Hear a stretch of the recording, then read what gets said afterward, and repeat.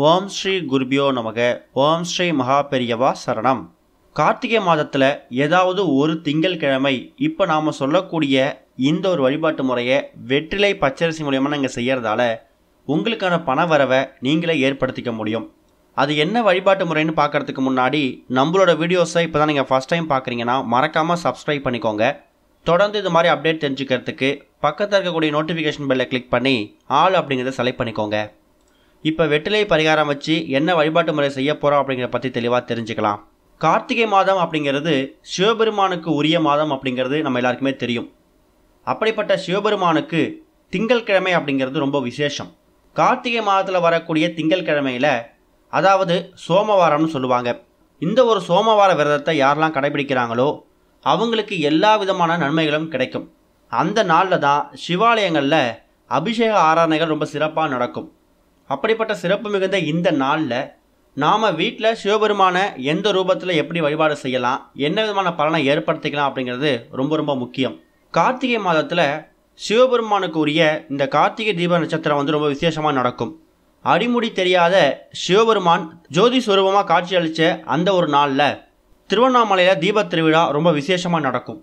இந்த கார்த்திகை மாதத்தில் யார் ஒருத்தவங்க தினமும் சிவபெருமான மனசார வணங்குறாங்களோ அவங்க வாழ்க்கையில் இருக்கக்கூடிய எல்லா இன்னல்களும் நீங்கும்.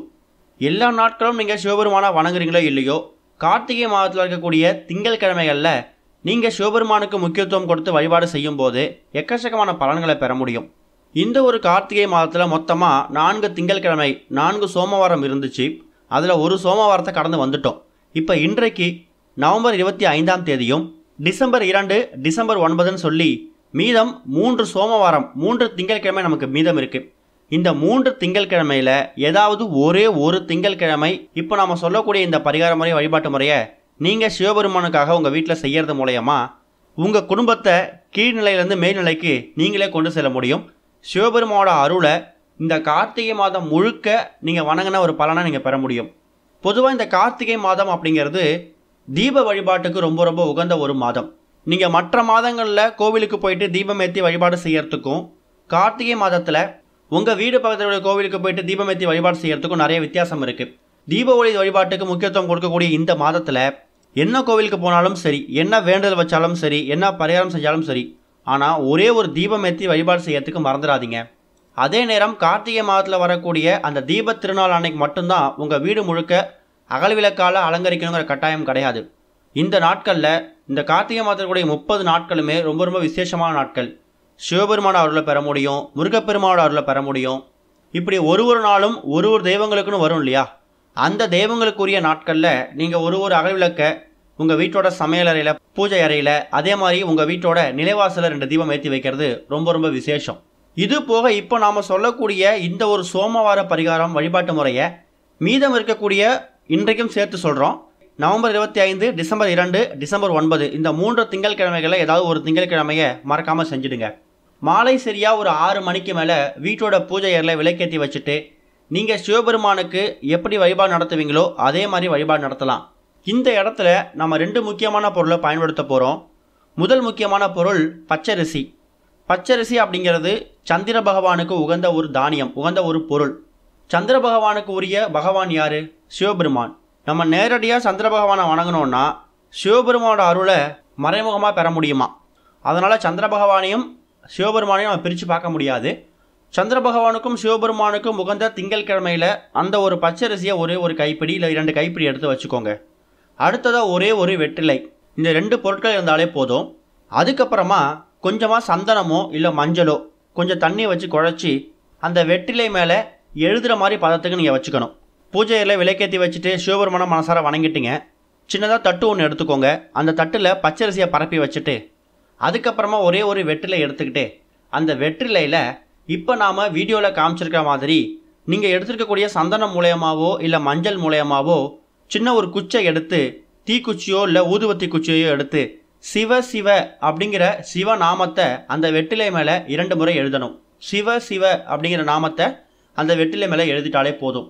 எழுதி தட்டு மேலே அந்த பச்சரிசியை பரப்பி வச்சுருக்கீங்களே அதுக்கு மேலே இந்த வெற்றிலையை பத்திரமா வச்சிடணும். பூஜை அறையில் சிவபெருமானோட ஃபோட்டோ சிலை இருந்துச்சுன்னா அந்த ஃபோட்டோ சிலைக்கு முன்னாடி இந்த நீங்கள் தயார் செஞ்சு வச்சுருக்கக்கூடிய இந்த அமைப்பை அப்படியே வச்சுட்டு சிவபெருமானையும் சந்திர பகவானையும் உங்களோட குலதெய்வத்தையும் இஷ்ட தெய்வத்தையும் மனசார வேண்டிக்கிட்டு உங்கள் வீட்டுக்குள்ளே எந்த விதமான வறுமையும் வரக்கூடாது. இருக்கக்கூடிய கஷ்டங்கள் இருந்த இடம் தெரியாமல் ஓடி போகணும். கடன் அப்படிங்கிற பேச்சுக்கே இடம் இருக்கக்கூடாது. ஆடம்பரமான வாழ்க்கை வாழ்கிறோமோ இல்லையோ, அத்தியாவசியமான பொருட்களுக்கு எந்த பஞ்சமும் இல்லாத நிம்மதியான நிறைவான வாழ்க்கை வாழணும்னு சொல்லி சிவபெருமான ஈசனை வேண்டிக்கோங்க. கார்த்திகை மாதத்தில் நீங்கள் வணங்கக்கூடிய சிவபெருமானுக்கு செய்யக்கூடிய ஒரு வழிபாட்டு முறைக்கும் தனித்தனி பலன்கள் இருக்குது. அப்பேற்பட்ட சிவபெருமானுக்குரிய சோமவாரத்தில் திங்கட்கிழமையில் நீங்கள் செய்யக்கூடிய இந்த ஒரு வழிபாட்டு முறை உங்களுக்கு வாழ்க்கையில் ஏற்றங்களை மட்டும்தான் கொடுக்க போகுது. பார்க்குறதுக்கு ரொம்ப எளிமையான பரிகாரம் மாதிரி தெரியும். இது மூலயமா சந்திர பகவான் அருளையும் பெற முடியும், சிவபெருமானோட அருளையும் பெற முடியும், உங்களோட குலதெய்வம் இஷ்ட தெய்வத்தோட அருளையும் சேர்ந்து பெற முடியும். சரி, தயார் பண்ணி வச்சுட்டீங்க. பூஜை பண்ணிவிட்டு சிவசிவன் எழுதி வச்சுட்டு உங்கள் வேண்டுதலையும் முன் வச்சுட்டீங்க. அதுக்கப்புறமா உங்களோட அன்றாட வேலையில் பாருங்கள். உங்கள் வீட்டில் அந்த காமாட்சி அம்மன் விளக்கை எப்போ குளிர வைக்கிறீங்களோ குளிர வச்சுட்டு நீங்கள் வெற்றிலையில் சிவசிவன் எழுதியிருக்கீங்களே, அந்த எழுதியிருக்கக்கூடிய வெற்றிலையை மட்டும் உங்கள் பூஜை அறையில் சிவபெருமான் ஃபோட்டோஸில் இருந்துச்சுன்னா அதுக்கு பின்பக்கம் வச்சுடுங்க. அதை பீரோ, லாக்கர் இந்த மாதிரி இடங்களில் வைக்க வேணாம்.